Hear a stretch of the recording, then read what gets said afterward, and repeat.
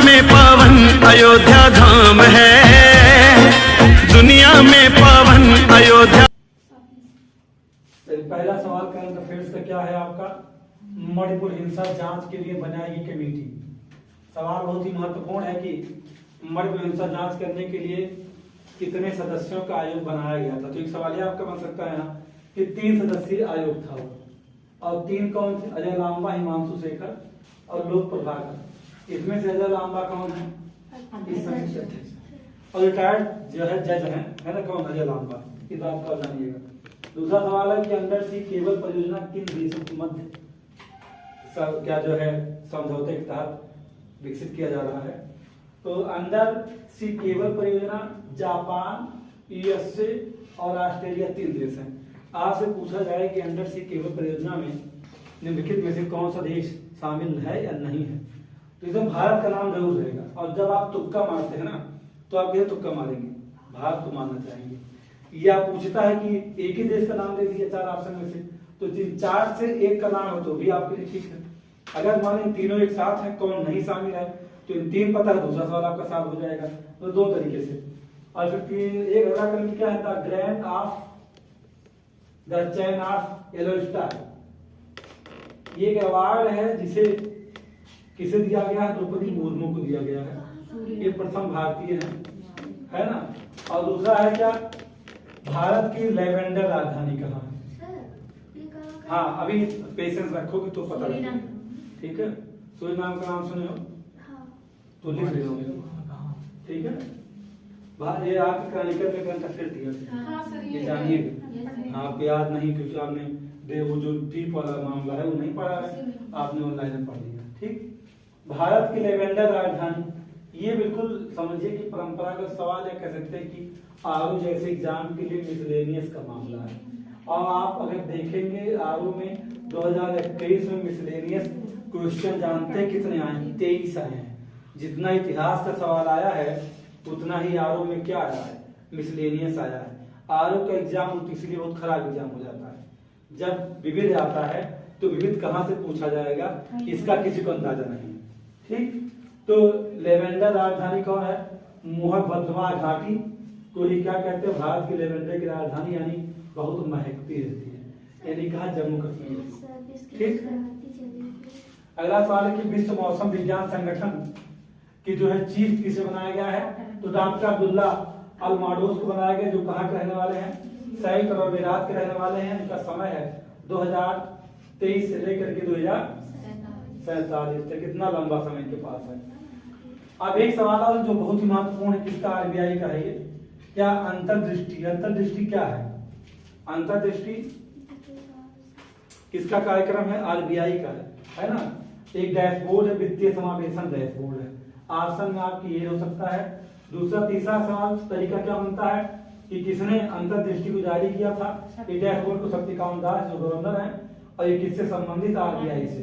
यानी कि अंतर्दृष्टि क्या है? आरबीआई का एक वित्तीय समावेशन डैशबोर्ड है, जो किसके द्वारा जारी किया गया था? शक्तिकांत दास। ठीक, तो यहाँ इसमें 3 सवाल एक साथ बन जाएंगे आपके। अगला सवाल है कि अमृत जनरेशन का शुभारंभ किया गया। अमृत जनरेशन का संबंध किस मंत्रालय से है? सबसे बड़ा सवाल तो आपके लिए ही है। क्या? महिला विकास मंत्रालय है ना। महिला विकास मंत्रालय, जिसकी मंत्री कौन है? स्मृति ईरानी है। इन्होंने ही इसको लॉन्च किया है। बस एक चीज है कि अमृत जनरेशन शुभारंभ में मेटा भी कनेक्ट है। मेटा फेसबुक, समझे आप? हाँ, तो उसका भी सहयोग इसमें है। दोनों मिल करके उन्हें क्या शुरू किया है? अमृत जनरेशन का शुभारंभ। और आप जानते हैं भारत में अमृत कार्य चल रहा है। जिसमें किसमें कोई कार्यक्रम शुरू किया जा रहा है तो उसके आगे अमृत सब जरूर जोड़ा जा रहा है ना। फिर उसके बाद है क्या? मेघदातु परियोजना का संबंध किस राज्य से है? नदी पूछता तो कावेरी का है, और राज्य है कर्नाटक। इससे अलावा आप कुछ भी नहीं जानना चाहिए। अगला सवाल क्या है? संयुक्त राष्ट्र सुरक्षा परिषद। आप जानते हैं कि संयुक्त राष्ट्र सुरक्षा परिषद में कुल कितने सदस्य हैं? अस्थायी तौर पे आपके पास कितने हैं? 15 हैं। नहीं, 15 10 क्या है? अस्थायी होते हैं, और 5 आपके पास क्या है? अस्थायी परमानेंट होते हैं। तो हमेशा जानते हैं 2 सालों पर जो है अस्थायी सदस्य चुने जाते हैं। उन अस्थायी सदस्यों में आप जानते हैं इन 5 को चुना गया है। अल्जीरिया, गुयाना, कोरिया, सिरालियोन और स्लोवेनिया, इन 5 को चुना गया है। आप ये बात हमेशा जानिएगा कि हम जो संयुक्त राष्ट्र महासभा है वो मतदान के जरिए अस्थायी सदस्यों, सुरक्षा परिषद के अस्थायी सदस्यों का निर्वाचन कौन करता है? तो कौन करता है? संयुक्त राष्ट्र महासभा करती है, जिसमें 193 कितने देश हैं? 193 देश क्या है उसमें टोटल उसके सदस्य हैं। कहीं 196 आता है तो उसको मत आप सही करिएगा। वर्तमान में 193 कंट्रीज उसके मेंबर है। बात को याद रखिएगा। तो 5 याद रखिएगा, 5 बड़े महत्वपूर्ण भी हैं कि अल्जीरिया, गुयाना, कोरिया, सिरालियोन, स्लोवेनिया। इसके बाद हम कहा चलते हैं यूनेस्को द्वारा मिशन बैटिस पुरस्कार 2023। देखिए आओ, जैसे एग्जाम में कुछ जो है जो करंट पूछा जाता है ना, कुछ दुर्लभ टाइप का होता है। ये अवार्ड भी पूछता है तो ऐसा अवार्ड पूछता है जो आप सुने ही ना, आप ना सुने ना। तो जानते कौन यूनेस्को ने ये अवार्ड किसे दिया मिशन बैटिस 2023 का? जगदीश बाकर को।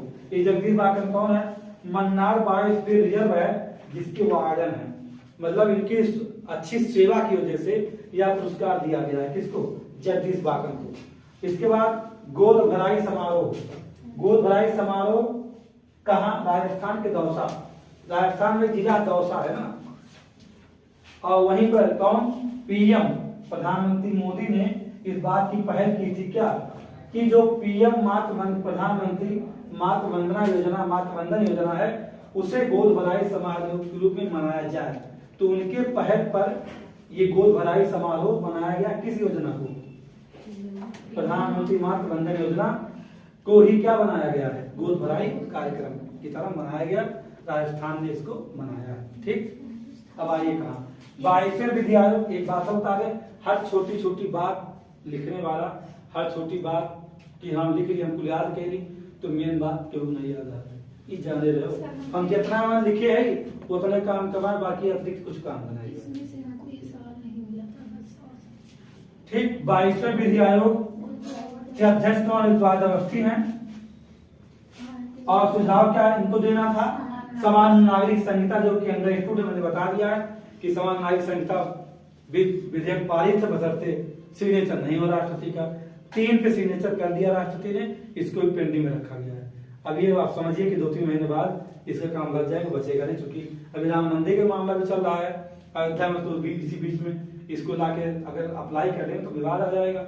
इसीलिए हम लोग सिग्नेचर नहीं किया गया, पेंडिंग। 3 आया, लेकिन 3 ऐसे अधिनियम आए हैं जो पूरे भारतीय इतिहास बदल के रख दिए। जाने दीजिएगा, एक महिला को पुरुष अब जब चाहेगा तब तलाक दे देगा। एक नया कानून अमित शाह ने बना दिया। सर एक पुरुष? हाँ, एक पुरुष जब भी महिला को अब चाहेगा। पहले ऐसा नहीं था, तलाक देना उसको टफ था। लेकिन अब अगर मारना, जो मारते पीटते थे पुरुष लोग महिलाओं को, मारेंगे पीटेंगे, मारेंगे पीटने के आधार पर पत्नी तलाक नहीं ले पाएगी। पति दे सकता है जब। और तलाक देने के बाद कोई भी आपको भत्ता नहीं दिया जाएगा। इसके पहले ये था कि अगर आप तलाक दे रहे हैं किसी स्त्री को तो उसको भत्ता देना पड़ेगा। मान लो नौकरी नहीं कर रही है, कहाँ कर उसका खर्चा चलेगा, तो खर्चा देना वो खत्म हो गया। तो एक बार 3 अधिनियम है। आप पुरुष को आजादी दी गई, थोड़ी ज्यादा नहीं। चलिए, तो इतना जितना आपने पढ़ा ना ये बहुत ही महत्वपूर्ण है। एक सवाल आज मिल सकता है आपको इसमें से। एक सवाल एकदम डन है कोई भी। लाडली बहना योजना का संबंध एमपी से इसलिए महत्वपूर्ण है क्योंकि जानते हैं अभी एमपी में चुनाव हुआ है और उत्तर प्रदेश पार्ट 2, एमपी मतलब क्या है? UP part 2। ये जाने दीजिएगा। बुलडोजर वहां 72 तो खड़ा हुए हैं। सेम सिचुएशन है वहाँ। यहाँ राम जी हैं, वहां श्री कृष्ण जी विराजमान हो रहे हैं। यानी जैसे यहाँ राम को विकसित किया गया है वैसे वहां श्री कृष्ण को विकसित किया जा रहा है। कहा? एमपी में। एमपी एक ऐसा राज्य होगा जहाँ सबसे अधिक श्री कृष्ण के मंदिर बनेंगे। श्री कृष्ण सर्किट हाउस बनाया जा रहा है। मतलब पूरे जहां जहां श्री कृष्ण के कदम पड़े हैं एमपी में, वहां बहुत विशालकाय मंदिर बनाए जा रहे हैं। ये सरकार के अपन कल अगर देखे होंगे नहीं तो आप जानते होंगे इस बात को। तो इसमें महत्वपूर्ण ये भी है कि लाडली बहना योजना एमपी संबंधित है। हर घर जल कार्यक्रम की घोषणा कब की गई थी? आप कहेंगे सर आप इसकी जरूरत पड़ गई थी इस समय, इसी में जरूरत है इसकी, क्योंकि तो मिशन 2019 का है, लेकिन चर्चा में रहता है, इसका टारगेट रहता है। तो हर घर जल कार्यक्रम की घोषणा 15 अगस्त 2019 को किसने किया था? मोदी जी ने किया था। ये किस मंत्रालय के अधीन है? जल शक्ति मंत्रालय। ये सवाल आरओ में एक सवाल योजनाओं पर होता है, तो मिला के जोड़ दिया है, करंट चर्चा इस पर है। अच्छा G20 में देखिए 3 बातें मैंने रखी है, मैंने कलेक्ट बहुत सारा किया है। अभी वो एग्जाम हुआ स्टाफ नर्स का, उसमें एक सवाल आया था G20 का।